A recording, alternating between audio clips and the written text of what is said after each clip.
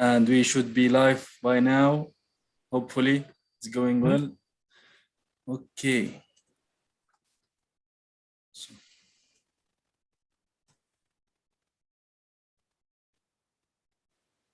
Hello and welcome to this episode of the SuccessGrid podcast with my guest Liam.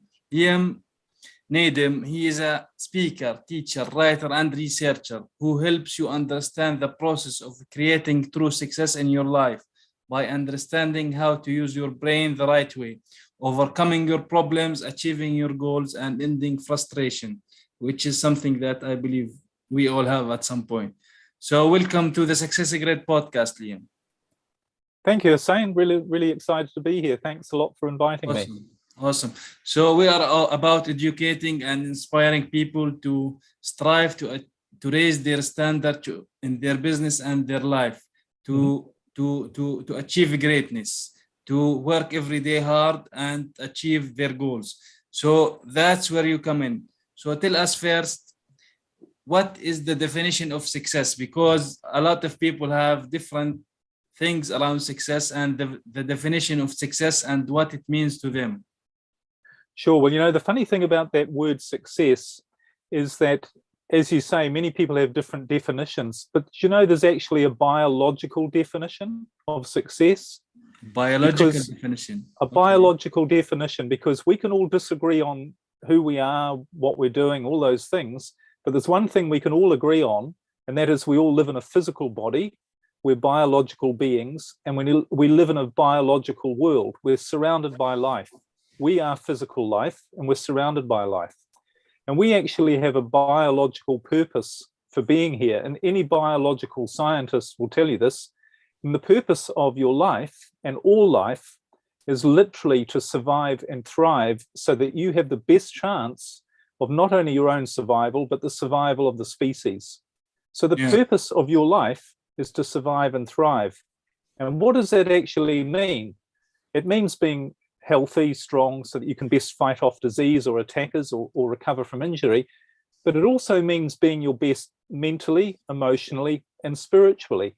Yeah. So what does that mean? That means being the happiest that you can be. So not only is your biological purpose to be happy, that is what success is. That is the ultimate definition of your success, is being happy. And when you really think about it, everything else that we strive for or we think that we don't want those things. What we want is we want the happiness that we think that thing will give us. So success can only mean one thing, and that's being happy, because that's what we all want. That's what we're biologically here for, is to be happy. And everything else has the purpose of contributing to our happiness, everything else we think we need. So that's my simple definition of success. So because the definition of success from your point of view is like to be happy. So for example, each one of us should look to achieve the goals that they want that are going to make them happy and audit these goals. And if certain goals are not making them happy, they should scratch that away, right?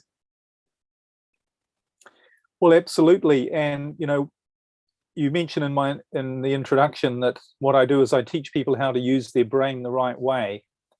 And I could explain a bit about how the brain works, because most of us have never been taught how our brain actually works. We expect it to give us good things, but we don't use it the right way. And that's why we get stress and problems in our life.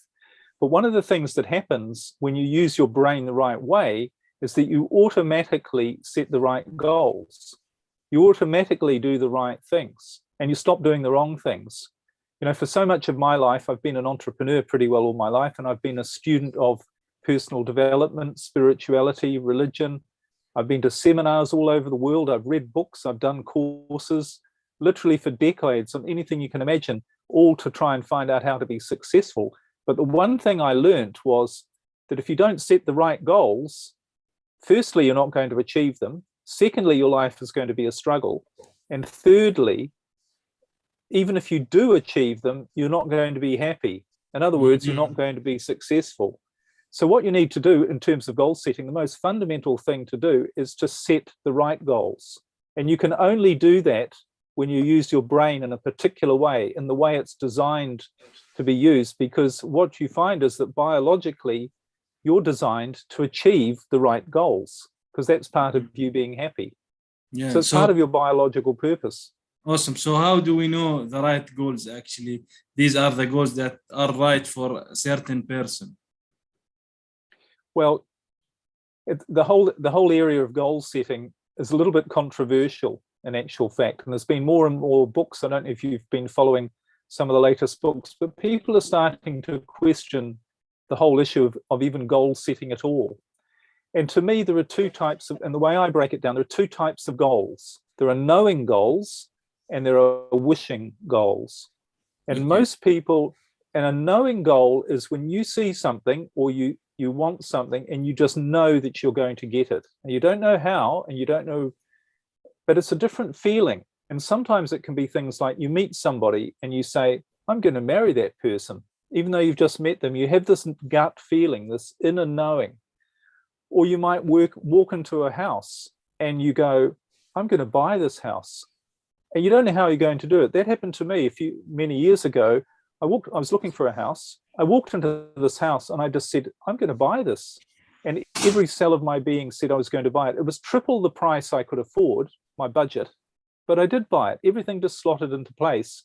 I still don't know how I found all the money to buy it, but it was meant to be, so it happened. And it was a goal that made me happy. So there are knowing goals, but there's also wishing goals. And they're the goals that you will never achieve, that are always associated with stress and struggle and difficulty, and which you are trying to set to make you happy because you're in a state of anxiety and fear. So if you sit down and you say to yourself, I'm really unhappy and I really want some more money, or I really want to have a better relationship, or I want to fix this relationship, or I want to fix my business. If it's based on fear and stress and you're just really hanging on to that outcome, but you don't believe that you're going to get it, but you really want it, that's called a wishing goal. And that's using a different part of your brain. Because as I said, when you have a knowing goal, you're in a particular mental state, and I can explain how this works. But when you're in a wishing goal, you're in a different mental state that's based on fear, stress, worry, and you know that it's going to be a struggle and you're going to try and put in some effort. Those are the wrong goals to have, because it's going to be hard work. You're probably not going to achieve them. And even if you do, it's not going to make you happy. That's the difference. And it's all to do with using this thing, your brain. So from what I understand, for example, people who achieve certain goals and achieve them, these goals they have already achieved them before.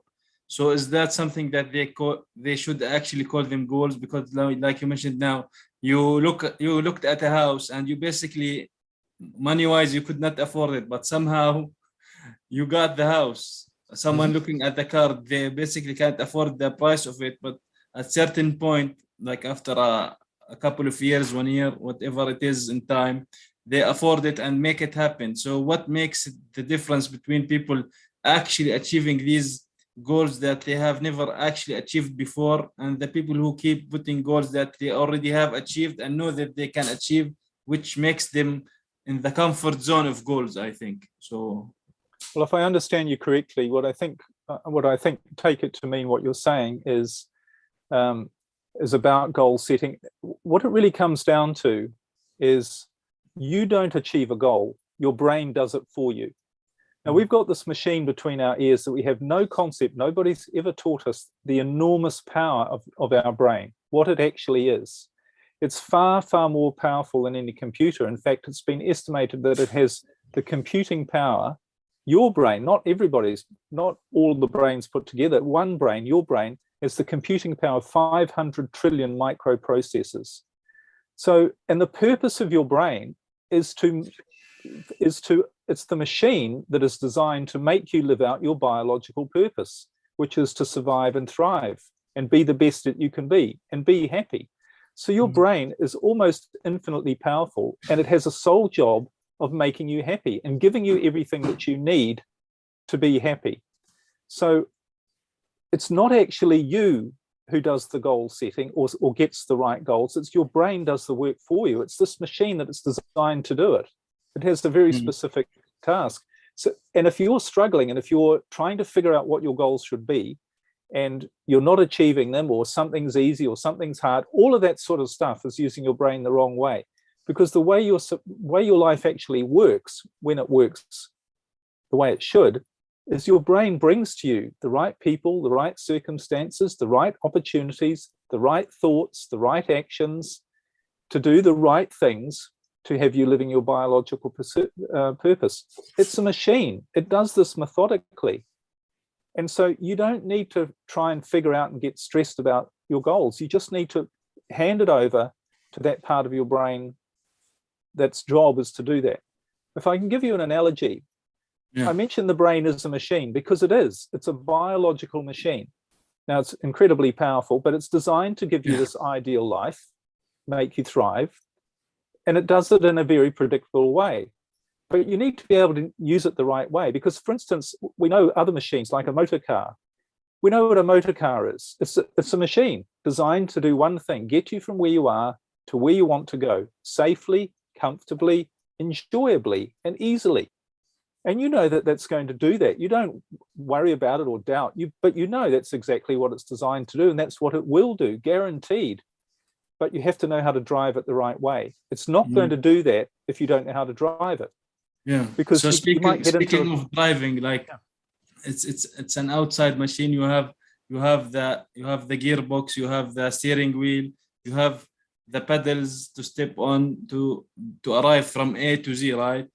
But on our brains, because you described it as a machine, how do we know to use certain components, let's say, of the brain? If it's a machine like the car, certain components in the car, how do we use these components at the same time in a good combination to reach our goals? Brilliant. I'm glad you're asking that question because this is what I actually teach people. And it's how your brain works and how this machine works. And I've broken it down into a simple model that's easy to understand, that isn't full of technical scientific terms, but this is based on science, what I'm about to explain. And like with a motor car, you don't need to know all the technical names of every gadget and piece of wire and everything in your car. You just need to know, as you explained, a few things that you need to do in a certain sequence to get the right result. And that's what you do when you take driving lessons. And what I'm trying to do is give people brain driving lessons so that they can get the right results and do what their brain's supposed to do. At first, it's like you don't know anything about driving. So that's why everybody sometimes gets afraid they will fail their driving test at the first time or second time. That's right. But what do? You wouldn't dream of getting into a car and going anywhere, or no one would let you go anywhere if you hadn't learned how to drive it, if you hadn't had some lessons. And they would say to you, well, whatever you do, it'll be dangerous for you getting into a car and trying to drive it if you haven't had any lessons, if someone hasn't taught you, if you haven't practiced. So let me explain a bit about how the brain works and how it really is a machine. And I think your listeners will start to see that it is a machine. It's a very predictable, orderly, well-structured machine that works in a particular way, and it works perfectly if you use it the right way. But if you don't use it the right way, like with a car, if you've got problems in your life, like if you have problems driving a car, it's because it's being used the wrong way. It's as simple as that. But we'll see when I explain it. So there's 4 parts to your brain. As I say, these have all got scientific terms. They're all in different parts of your head. They're all physical locations. This isn't just your mind or subconscious, nothing to do with that. This is physical, biological. So you have a part at the top of your head, which I call the thinking brain. It obviously has a scientific name for it, but this is the part of your brain that basically what it does is it takes every piece of information that you get at every moment in your life through your 5 senses. So everything you hear, see, smell, taste, touch, in every moment, and all of your thoughts, all of the information you gather in your life is stored in this part of your brain. So this is like a library or a database of all of the knowledge, all of the experience that you've had in your life up to and including this moment. It's stored in your thinking brain. The second part of your brain is your feeling brain, your emotional brain. And this is located just below your thinking brain. And this is responsible for your emotions, for how you feel. And it creates chemicals called neurotransmitters, or sometimes hormones, that make you feel either really good or really bad. So everything from loving, creative, grateful, all those things, to feeling stressed, worried, afraid. That's all handled by your emotional feeling brain. The third part of your brain is at the back of your head, and it's called the survival brain. And this part of your brain is responsible for looking after everything about your survival. So your breathing, your heart rate, all of your organs, things you're not thinking about, because this part of your brain is just handling them automatically. And there's one part of your survival that is a critical part that this part of your brain looks after. And that is if on the very odd occasion, rare occasion, you have something that comes at you into your environment that is an immediate threat to your survival, something that could really harm you or even kill you. And if you think an example that's easy to understand is, imagine from prehistoric times, you're walking in the forest and a lion jumps out at you from behind a tree, starts roaring. So what your brain does then, it recognizes that that's an immediate threat to your survival, and it activates something called your sympathetic nervous system, which creates your fight, flight, freeze mechanism. I'm sure everyone's heard of it and we know what this is. So you instantly go into a different mental state, different brain state, and your brain fights off that danger there and then. It does whatever is necessary to react to fight off that danger. And that includes, might be running away or shouting for help or standing and trying to fight, whatever it is. And we know this is a reaction. So this is a very specific survival tool that your brain, in your survival brain, has to deal with the odd occasion when you're faced with an immediate threat. So those are the first three parts of the brain. Now, the fourth part of the brain, which has only more recently become uncovered and researched by scientists to discover this is actually a separate part of your brain. There are a couple of places where this function takes place. And it's what I call your creative brain. And your creative brain, this is where your knowing goals come from that I mentioned before. It's where you get your gut feelings, your intuition, your new ideas, your creativity, your imagination. It's where you suddenly, it's also from where you feel motivated. So you're really feeling positive and good. In other words, you're feeling great. You're feeling happy.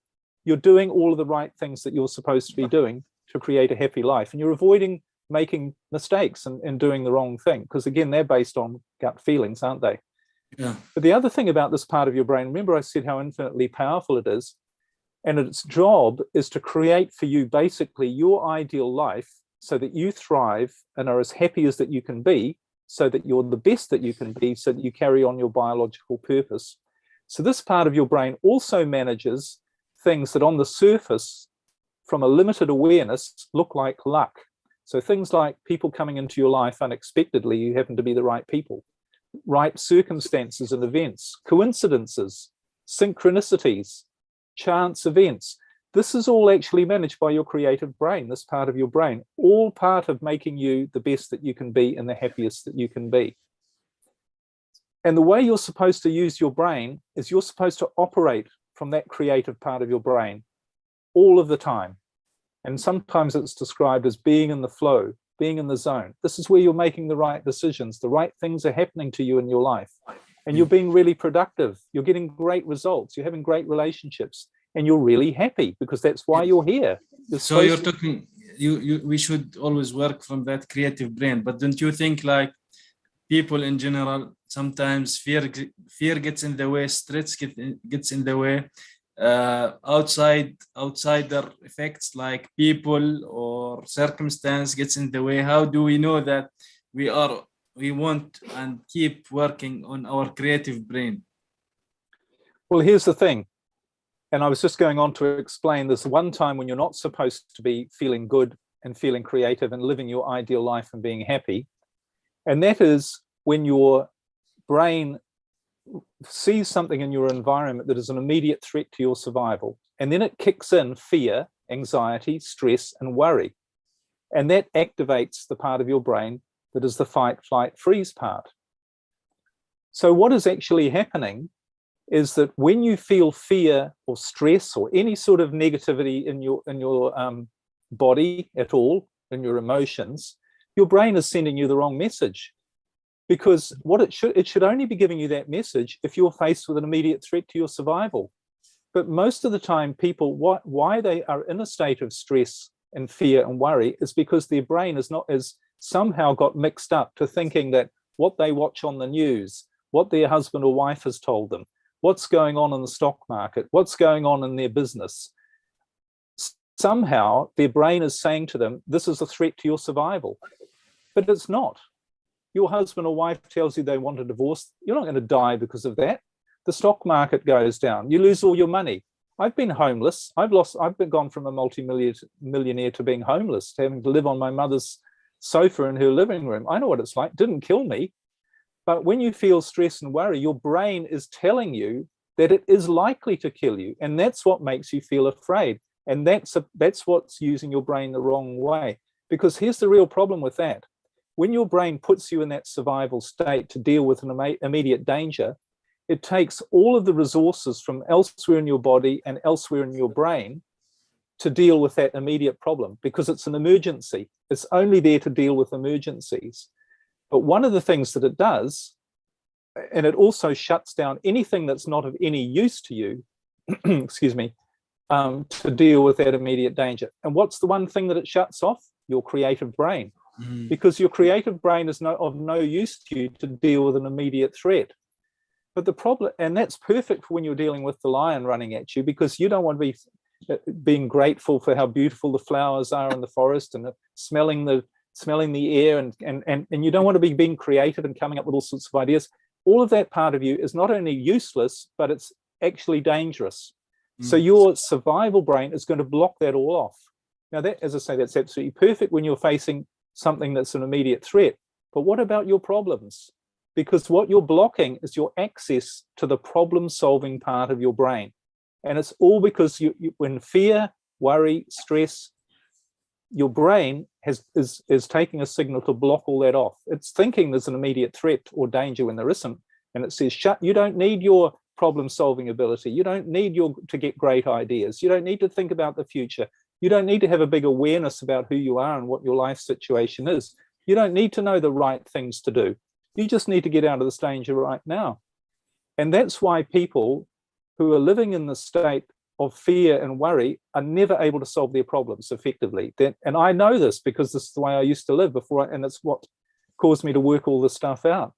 That when you're in a state of stress, when you're trying to achieve and you're working hard and you're stressed, your brain is operating the wrong way. It's not bringing you the resources that actually make your life what it's supposed to be: easy, fun, enjoyable. It's like we are as humans, we stay on the survival mode. Like we're not supposed to be. We're not. That's the thing. This is not natural. It's not natural to feel fear, stress, and worry apart from when you're faced with an immediate danger. Because one of the things that happens when you feel fear and stress, you actually damage your body.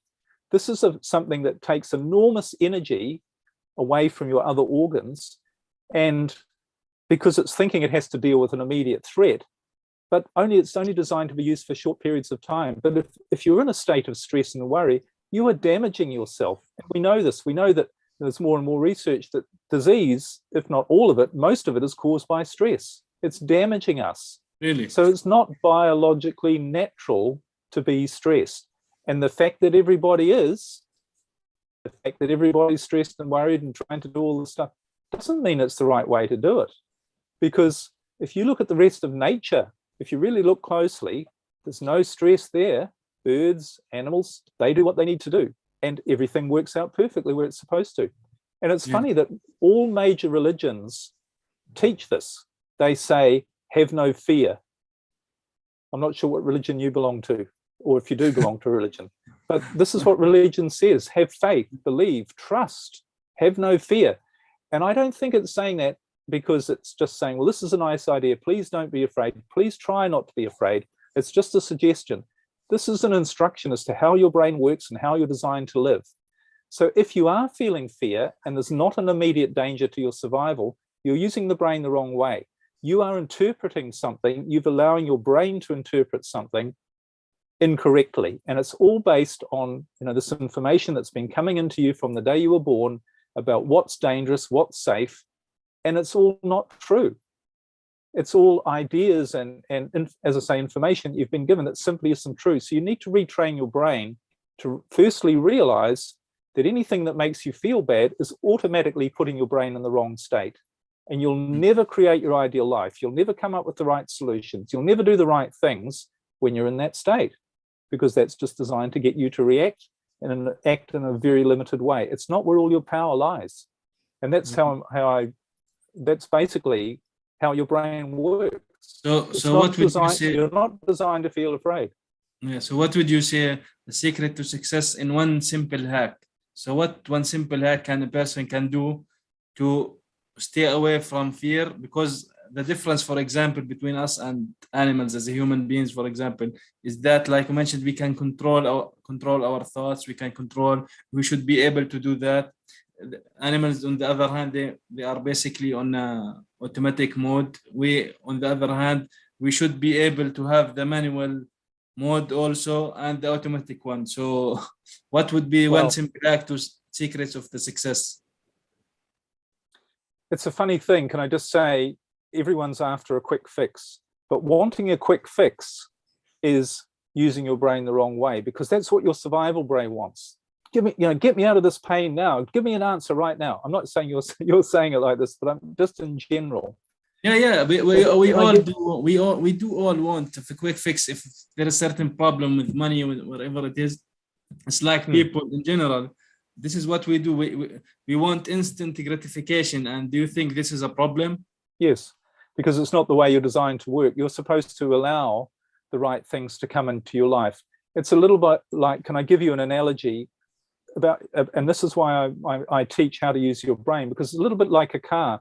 If something is not working in your car, imagine you're driving along and the red light starts flashing on the dashboard, and you get out a hammer and you just bash the light so that it's not flashing anymore. That's the quick fix, isn't it? But you're not doing anything to solve the problem. And then another red light comes up. Oh, you bash that one. Great. It's all a quick, all I'm after is a quick fix. Because you might say to somebody, what do I do about the red light? What's the fastest way to get rid of the red light flashing? Well, get a hammer out and smash it. Then you fix the problem. But it doesn't solve the problem, does it? And this is why we've got to retrain ourselves to stop looking for quick fixes. Another example is you come home to your house one day and you see a crack on the wall. And you go, I've got a crack on the wall. I need to find out how to fix it. So you look up on YouTube and you read the books and you and you find out what you need and how to do it. And you go to the hardware store and you buy all the stuff and you fix the crack on the wall. And you go, great, problem solved. And then you come home the next day and there's 2 cracks on the wall and you do the same thing. And you go, great, problem solved. Next day there's 4 cracks. And all you're doing is you're being busy and you're solving what you think is the problem. And you're going, great, I've got my quick fix, because a quick fix is satisfying a need that your brain has for something, for a hit of dopamine, which is a chemical that makes you feel good in the moment, but it doesn't solve the issue. Because with the house, wouldn't it be a good idea, instead of spending all your time being busy and thinking you're making progress when you're not, just to step back and say, well, actually, I need to find out what's the cause of all these cracks in the wall. It's not the cracks that are the problem. It's the foundations. It's how the house is set up. And that's what I need to repair. And when I do that, it's going to be a big job. And it's going to take some effort. Once it's done, then I can go back to enjoying the house. I'm not going to spend the rest of my life papering over cracks. So this is why there aren't really any quick fixes, but I can give your listeners a couple of ideas. The first one, the most important thing, comes from understanding how your brain works. It's like your car, as I say. You could get in there and hit little, smash things when they don't go right. It's not going to make your life work. It's not going to make the machine do its job. You're just going to end up with problems down the road, and nobody wants that. So the most important thing you can do is start to understand what I've been saying about how your brain works, and realize that when you feel, or when you do realize that fear is the problem, stress and anxiety, on a chemical bio, motivated you are, how hard you try to change your thoughts, how much you pray, whatever effort you put in, if you're feeling fear and anxiety, your brain is incapable of doing anything else other than what the machine's designed to do, which is lock you out of your creativity and your ability to live, to allow your brain to bring you the circumstances and everything you need to live a happy life. But if you want a quick fix, here's what you've got to do.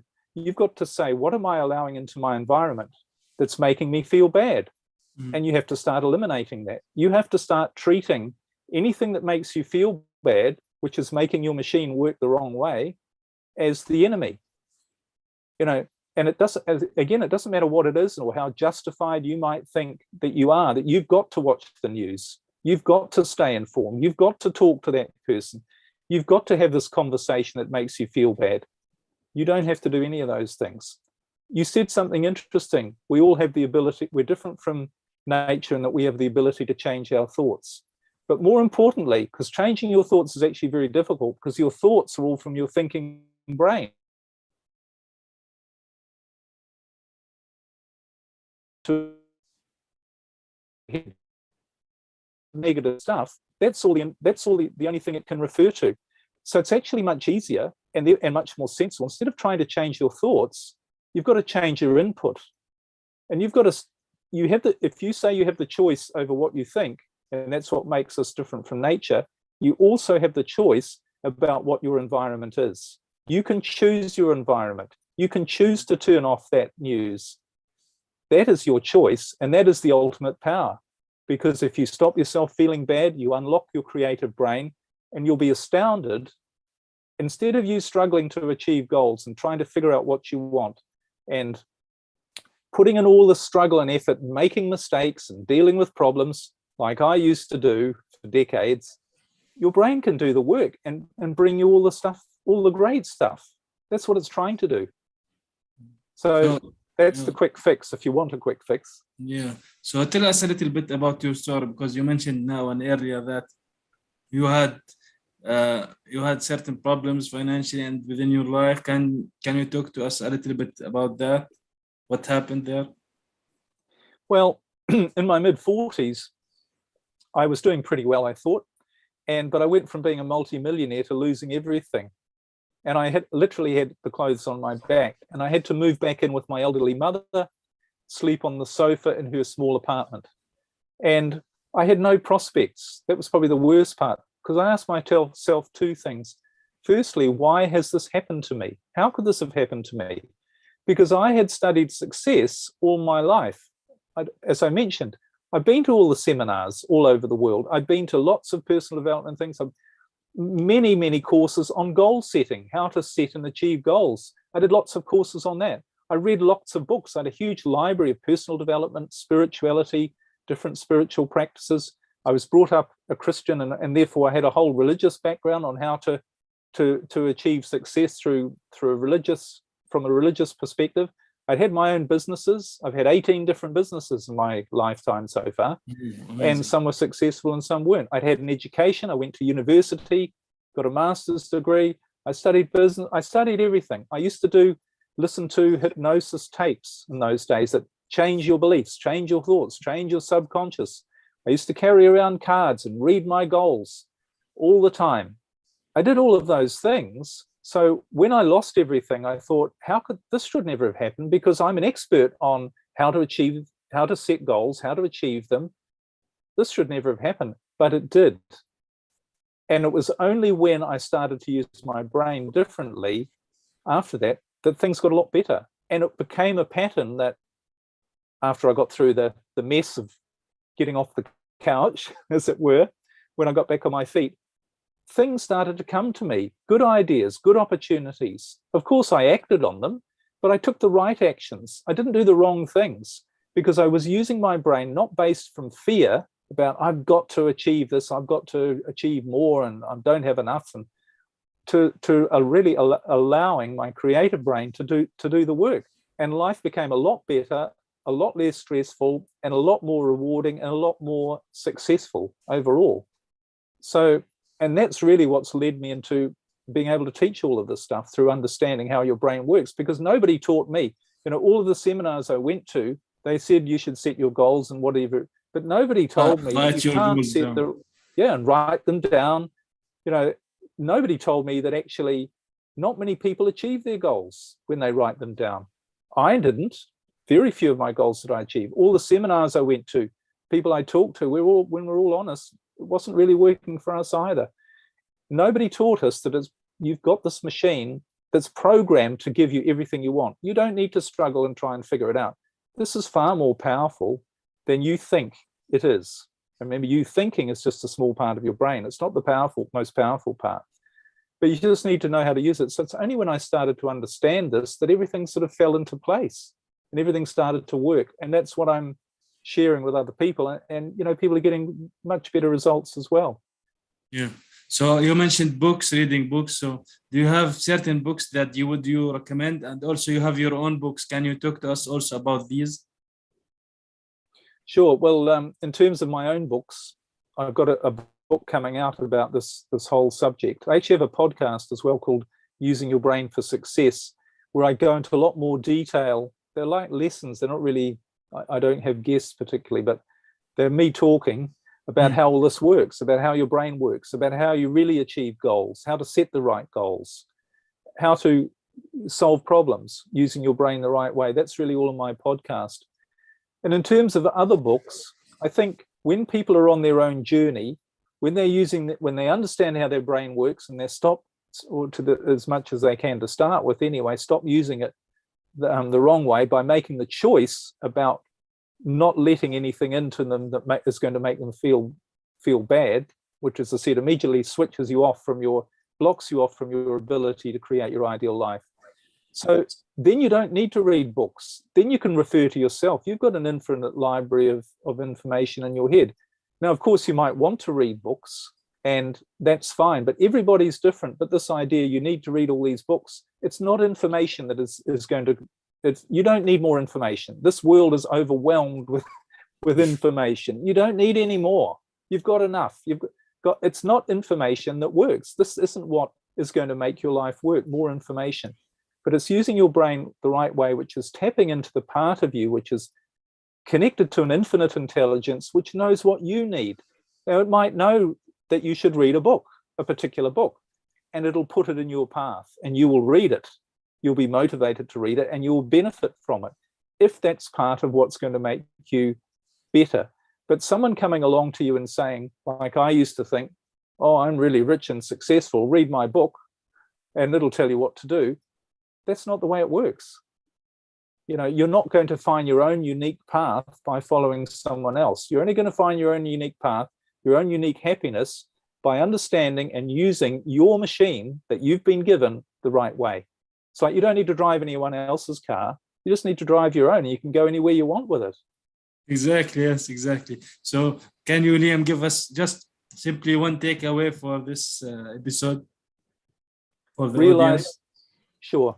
Realize your brain is an infinitely powerful machine that is designed to make you the best that you can be. That's your biological purpose, and it's the biological purpose of your brain, is to ensure that happens. And it has the power to do that. And all you need to do is use it in a way that allows your brain, the right part of your brain, to do that job for you. And the way to do that is to realize that the thing that's blocking your brain from doing that is you feeling bad, literally. So where can people get in touch with you, Liam? All of this information, everything about me is all on my website, which is just my name, liamnaden.com, and everything's there basically. Awesome. Well, thank you for being here today with me on this episode that we went live on YouTube and other places, and hopefully some people get a real benefit from it, from because today it was a completely different perspective on success and goal setting.